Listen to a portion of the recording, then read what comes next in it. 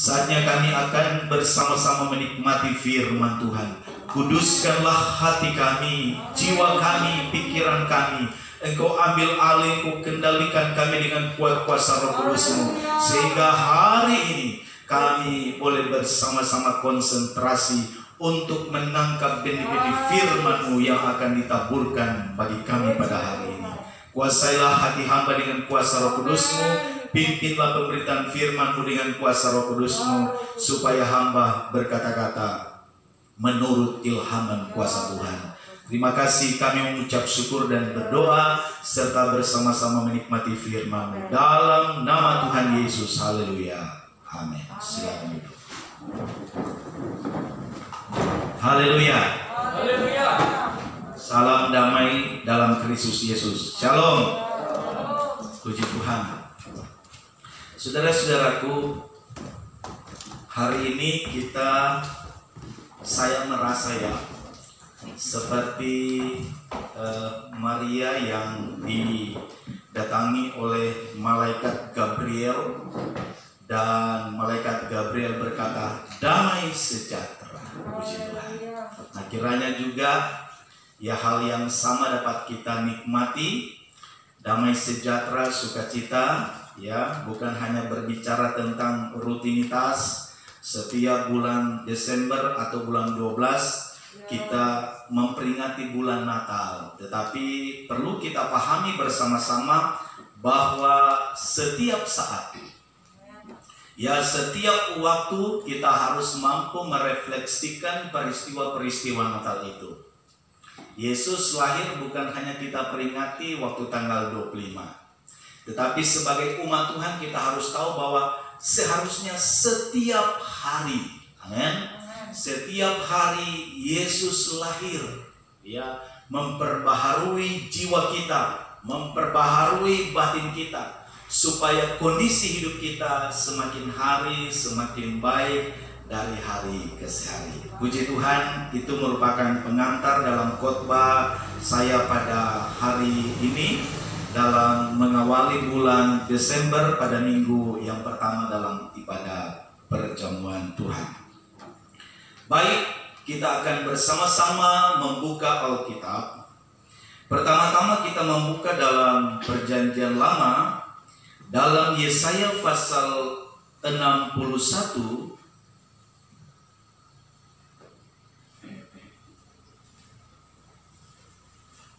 Yesaya 61 ayat 1 sampai ayatnya yang ketiga. Lalu bagian yang kedua dalam Perjanjian Baru dalam Lukas pasal 1 ayat 31 sampai 33. Bisa ya jemaat ya? Di Perjanjian Lama dan Perjanjian Baru. Sekali lagi Yesaya 61. Mari kita baca bergantian ayat 1 sampai ayatnya yang ketiga. Kabar selamat kepada Sion. Roh Tuhan Allah ada padaku, oleh karena Tuhan telah mengurapi aku. Ia telah mengutus aku untuk menyampaikan kabar baik kepada orang-orang sengsara dan merawat orang-orang yang remuk hati, untuk memberitakan pembebasan kepada orang-orang tawanan dan kepada orang-orang yang terkurung kelepasan dari penjara. 3. Untuk memberitakan orang Tuhan dan hari pembalasan Allah kita. Kita baca bersama-sama ayat 3. Untuk mengaruniakan kepada mereka perhiasan kepala ganti abu, minyak untuk pesta kain kabung, nyanyian puji-pujian ganti semangat yang pudar, supaya orang menyebutkan mereka pohon terbanting kebenaran, tanaman Tuhan untuk memperlihatkan keagungannya. Kita baca Lukas pasal 1 ayat 31 sampai 33. Saya baca 31. Sesungguhnya engkau akan mengandung dan akan melahirkan seorang anak laki-laki, dan hendaklah engkau menamai dia Yesus. 3. Ia akan menjadi besar dan akan disebut anak Allah yang Maha Tinggi, dan Tuhan Allah akan mengaruniakan kepadanya tahta Daud bapa leluhurnya. 2-3. Dan ia akan menjadi raja atas kaum keturunan Yakub sampai selama-lamanya, dan kerajaannya tidak akan berkesudahan. Sama-sama katakan amin. Kerajaan siapa yang tidak akan berkesudahan? Ya, kerajaan Kristus. Saudara-saudaraku, dunia ini pernah dikuasai oleh beberapa kerajaan. Ya, kerajaan-kerajaan besar. Saya sebutkan saja, ada kerajaan Mesir. Ya, kerajaan zaman purbakala yang sangat tersohor, dan sampai hari ini penemuan-penemuan arkeologi itu dapat dilihat dari piramid-piramid yang sangat megah, yang sangat luar biasa. Bahkan baru-baru ini para ilmuwan, para peneliti, mereka menemukan mumi yang sudah berumur 3.000 tahun. Ada 2.500 tahun, ada 3.000 tahun. Dan itu sesuai dengan periode penemuan daripada Allah. Yang kedua ada namanya kerajaan Babilonia. Kerajaan Babilonia ini sekarang ada di perbatasan antara Irak dan Iran.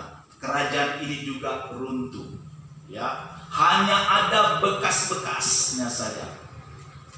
Lalu yang ketiga ada namanya kerajaan Media Persia.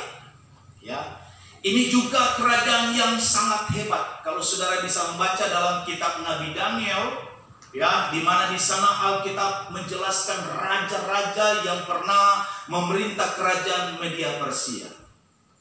Selanjutnya ada kerajaan Yunani.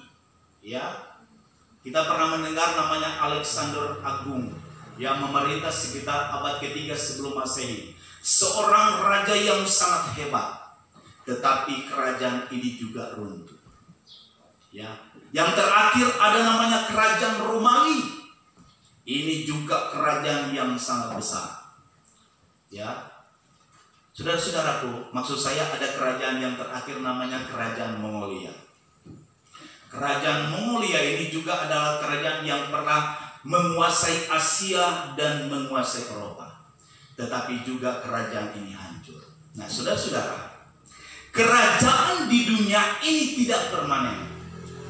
Karena Alkitab mengatakan bahwa bumi ini satu ketika nanti akan dihancurkan. Jadi tempat manusia berpijak, yaitu saya dan saudara, bumi ini, di mana sekali lagi saya ulangi bahwa bumi ini pernah diperintah oleh raja-raja yang hebat, pernah berdiri kerajaan-kerajaan yang hebat. Tapi semuanya, saudara-saudaraku, bagaikan debu yang ditiup oleh angin, tidak berbekas. Tapi lihat hari ini, saudara-saudaraku, kita sudah membaca ada satu kerajaan yang bukan dibangun oleh tangan manusia. Katakan amin. Ya. Ada satu kerajaan bukan buah konsep manusia. Walaupun manusia dengan segala kemutahirannya, kecanggihannya, tetapi sekali lagi lewat nas ini tidak mampu menyamai kerajaan yang dibangun oleh Kristus Yesus. Karena kita mengatakan bahwa kerajaan ini adalah kerajaan kekal. Ya, kerajaan kekal untuk selama-lamanya. Nah, tanpa kehadiran Kristus, perhatikan baik. Tanpa kehadiran Kristus yang membangun kerajaannya di bumi ini, maka apalah artinya kita manusia menjadi umat-umat Tuhan. Karena kita tahu bahwa ada satu kerajaan yang dibangun oleh Kristus, maka benar-benar kita harus menjadi pengikut-pengikut Kristus yang hebat dan luar biasa. Karena selalu dan sering Pak Gembala menyampaikan tujuan kekristenan kita untuk mencapai kerajaan yang tidak pernah binasa. Amin. Ya. Jadi sehebat-hebatnya kita membangun kerajaan di bumi, ya, dengan pola saudara, dengan konsep saudara, dengan materi saudara, satu ketika kerajaan kecil ini akan hancur. Bersamaan juga waktu kita dipanggil oleh Tuhan. Jadi kalau kita bangun kerajaan kecil dalam rumah tangga, kita sedang membangun usaha, itu sedang kita membangun kerajaan. Membangun reputasi itu juga kita sedang membangun kerajaan. Tetapi semuanya itu kita bangun di bumi, yang sekali lagi saya ulangi, pada satu era nanti, pada satu saat nanti, kerajaan yang kita bangun ini akan binasa. Kita nggak bawa kerajaan itu. Saudara mau bawa reputasi? Ayo. Kita mau bawa kekayaan? Ayo. Kita mau bawa apa, saudara-saudara? Yang harus perhatikan, yang harus kita bangun adalah kerajaan di sini. Hati kita, amin. Jiwa kita. Ya. Ini yang harus kita bangun. Karena kerajaan ini adalah tempat Roh Allah untuk berdiam. Kerajaan ini, ya. Ini hati kita itu kerajaan, saudara-saudaraku. Jiwa kita itu kerajaan, roh itu kerajaan, saudara-saudaraku. Oleh sebab itu sekali lagi saya ulangi dan tegaskan betapa pentingnya kita gereja Tuhan di hari-hari ini membangun kerajaan ini. Hati kita, ya. Supaya waktu Tuhan panggil kita, benar-benar haleluya, Kristus benar-benar sudah ada di dalam setiap kehidupan kita semua. Amin, jemaat Tuhan. Nah, sekarang kita melihat apa yang disampaikan oleh Nabi Yesaya. Saya ulangi bahwa Nabi Yesaya ini adalah Nabi besar Israel. Nabi yang hidup kira-kira 700 atau 800 sebelum kelahiran Kristus. Dan Nabi yang mewartakan, ya, atau menubuatkan tentang datangnya Sang Mesias itu, ya, Yesus Kristus itu. Dan ini diperkuat oleh tabib Lukas atau penulis Injil Lukas, saudara-saudaraku. Dikatakan bahwa sesungguhnya engkau akan mengandung dan akan melahirkan seorang anak laki-laki, dan hendaklah engkau menamai dia Yesus. Coba bilang Yesus. Jangan-jangan satu hari kita sudah nggak sebut nama Yesus. Ya. Perlu bagaimana? Ya perlu. Nama Yesus itu lebih dari segala-galanya. Haleluya, jemaat Tuhan. Lebih dari suamimu, betul nggak? Lebih dari istrimu. Istrimu nggak menyelamatkan engkau, suamimu nggak menyelamatkan engkau, tetapi nama Yesus, nama yang mampu menyelamatkan engkau. Ya. Perlu kita memproklamirkan Yesus. Banyak orang yang sudah lupa. Ya. Bahkan banyak orang yang malu menyebutkan nama Yesus. Tapi hari ini dalam ibadah minggu pertama, dalam ibadah perjamuan, kita mengatakan Yesus Kristus Sang Mesias itu, Dia adalah Raja di atas segala raja. Puji Tuhan. Dan Dia mampu membangun kehidupan kita semua. Nah, perhatikan baik. Ayat ini mengatakan hendaklah engkau menamai dia Yesus, ia akan menjadi besar dan akan disebut anak Allah yang Maha Tinggi, dan Tuhan Allah akan mengeruniakan kepadanya takhta Daud. 33. Dan ia akan menjadi raja atas kaum keturunan Yakub sampai selama-lamanya, dan kerajaannya tidak akan berkesudahan. Sekarang kita melihat korelasi antara penulis Lukas dengan Nabi Yesaya. Dia katakan begini, Roh Tuhan Allah ada padaku, oleh karena Tuhan telah mengurapi aku, Ia telah mengutus aku untuk menyampaikan kabar baik. Jadi kelahiran Kristus atau nama Yesus ini merupakan kabar yang sangat baik. Jadi waktu kita dengar firman Tuhan ini, puji Tuhan, haleluya, karena ini merupakan kabar baik, kabar kesukaan surgawi. Haleluya. Selanjutnya ayat ini berkata, menyampaikan kabar baik kepada orang-orang yang sengsara. Bagaimana kondisi kita jemaat Tuhan hari ini? Halo jemaat Tuhan. Ya, ini kabar baik. Ya. Jadi kelahiran Kristus sekali lagi bahwa kelahiran Kristus memberikan satu dampak yang besar, satu pengaruh yang luar biasa, khususnya kepada kita para pendengar jemaat-jemaat Tuhan yang boleh hadir pada hari ini. Karena apa? Kelahiran Kristus yang adalah merupakan kabar baik kepada orang-orang yang sengsara. Ya, minggu lalu Ibu Gembala sudah sempat sentil tentang peristiwa yang terjadi di Palu, kan seperti itu. Ya, kondisi ini saudara-saudaraku terjadi di bumi. Ya, dan saya yakin dalam prediksi saya saudara-saudaraku, ini juga bisa terjadi di berbagai belahan bumi di mana saja, karena masih di bumi. Ya. Barangkali peristiwa-peristiwa semacam ini masih juga bisa terjadi di daerah-daerah lain dan tidak menutup kemungkinan juga bisa terjadi kepada kita. Tapi saya mau sampaikan sebagai hamba Tuhan, kita berdoa bersama-sama supaya daerah kita ini tetap aman. Nah, kalau toh kita mengalami hal yang demikian, ingat ada kabar baik. Ya. Ingat ada pesan-pesan daripada firman Tuhan bahwa nama Kristus Yesus adalah nama yang mampu membebaskan kita dari keadaan yang sengsara dan merawat orang-orang yang remuk hati. Wah, haleluya. Ada di sini yang lagi remuk hati, atau katakanlah yang lagi patah hati. Ada di sini yang lagi patah hati, yang patah semangat, remuk hati, patah semangat. Waduh, tidak ada lagi semangat, tidak ada lagi sukacita. Nah, hari ini dengar informasi ini, dengar warta ini, nama Yesus mampu memulihkan hidupmu. Terimalah Dia dengan sungguh-sungguh.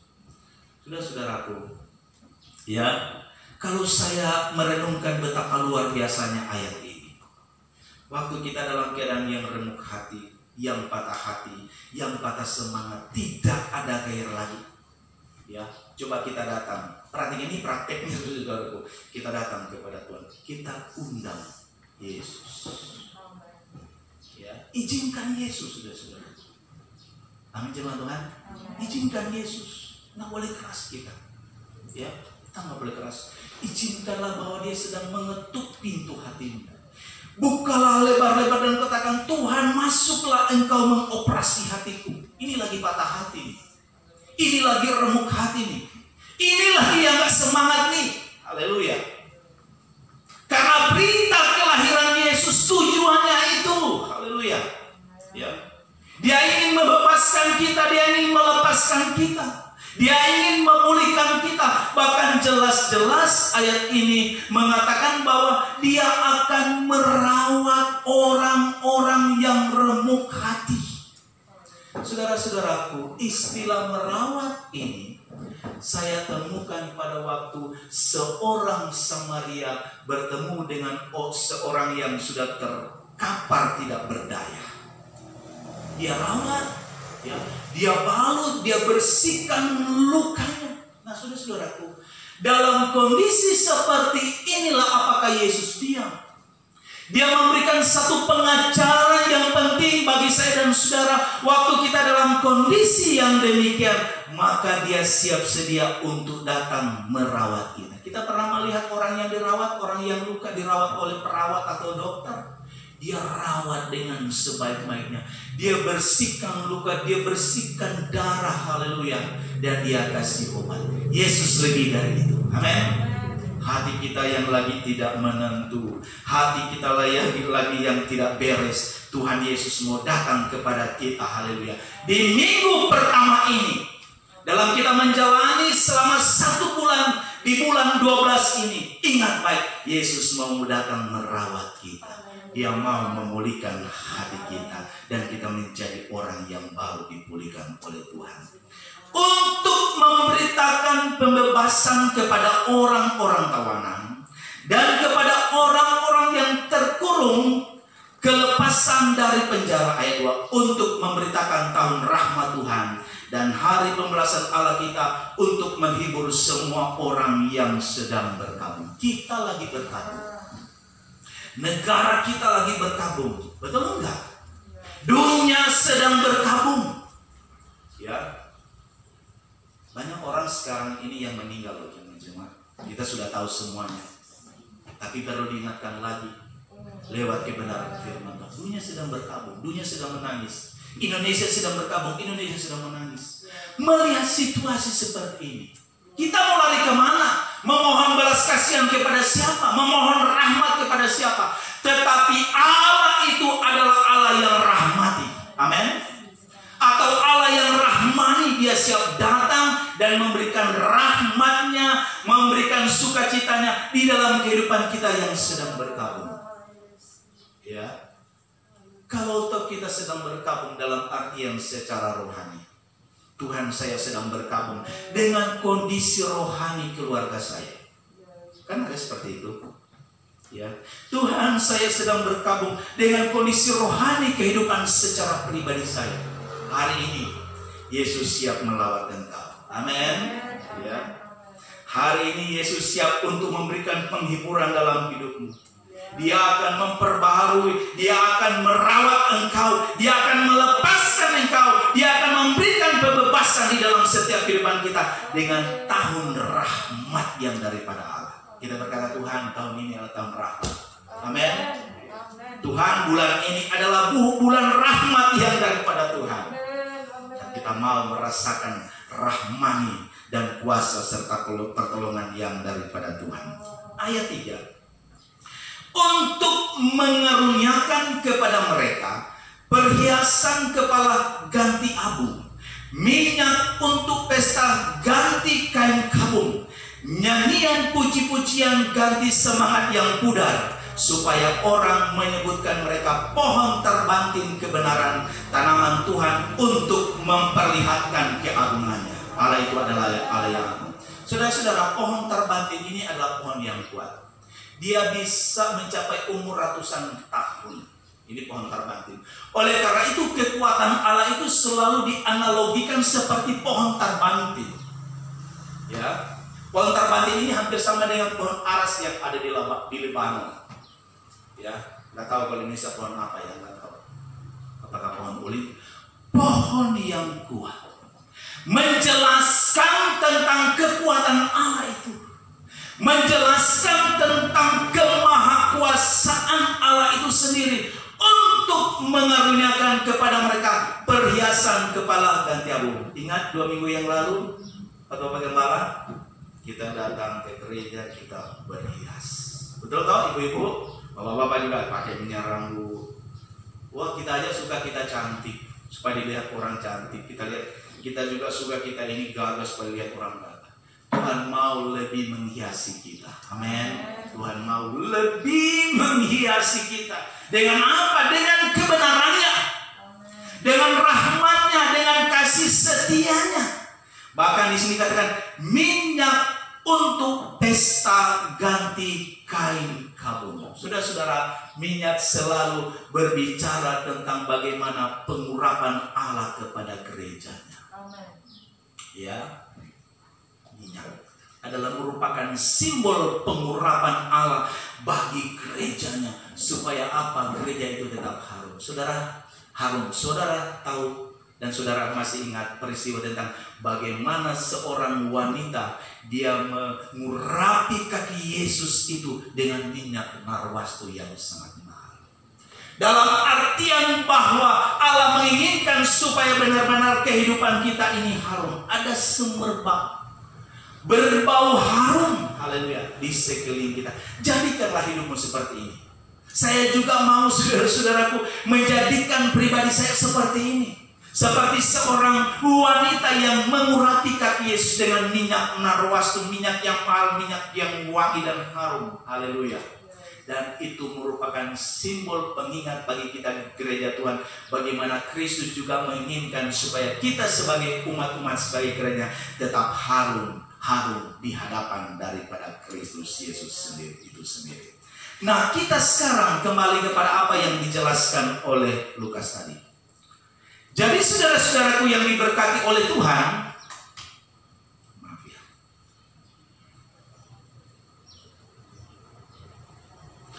nubuatan yang disampaikan oleh Nabi Yesaya ini digenapi.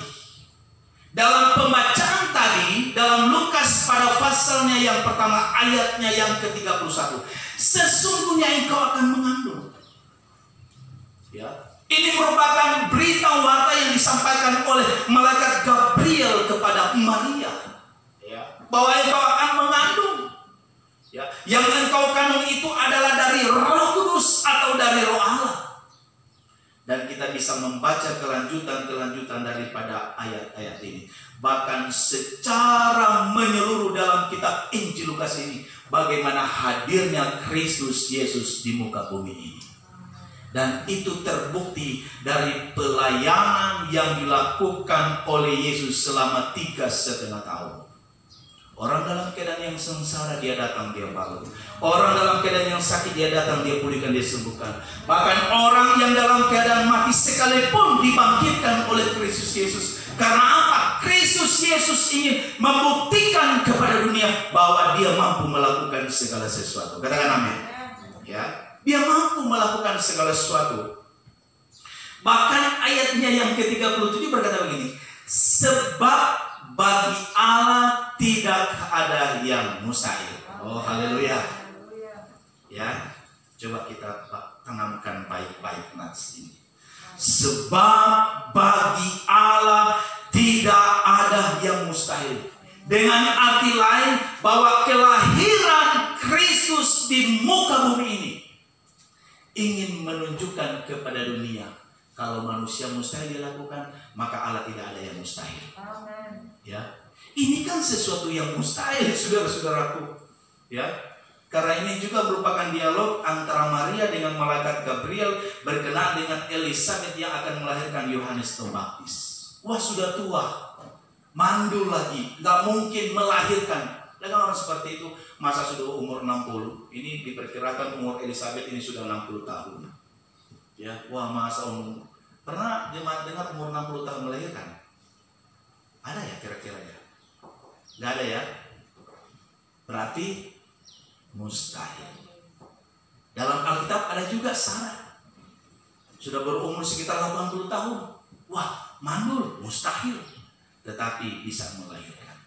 Jadi saudara-saudaraku, bukti yang konkret daripada Alkitab menjelaskan kepada kita pada hari ini dengan kelahiran daripada Kristus. Di samping dia melepaskan orang yang terpuruk, dia ingin membebaskan orang dalam penjara, dia ingin merawat, dia ingin membalut orang-orang yang dalam keadaan yang susah. Ingat juga, hari ini juga dia memberitakan kepada saya dan saudara bahwa segala sesuatu mampu Allah kerjakan di dalam setiap kehidupan kita.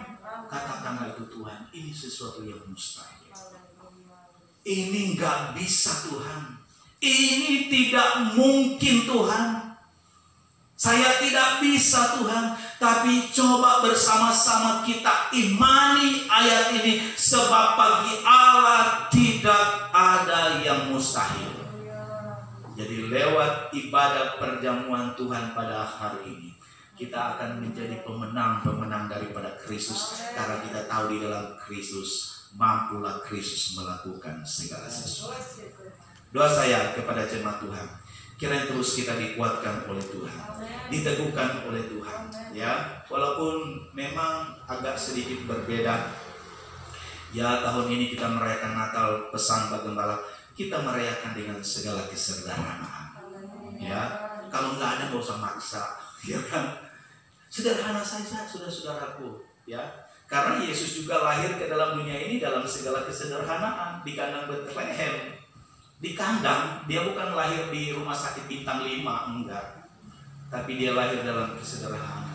Ingin memberikan pelajaran kepada gereja Tuhan bahwa mari dalam segala sesuatu kita hidup dalam segala kesederhanaan. Kesederhanaan dalam artian kita terus tetap ada kerendahan hati di dalam hidup kita. Rendah hati. Karena orang yang rendah hati akan diangkat oleh Tuhan. Amin. Tuhan Yesus memberkati kita semua. Haleluya.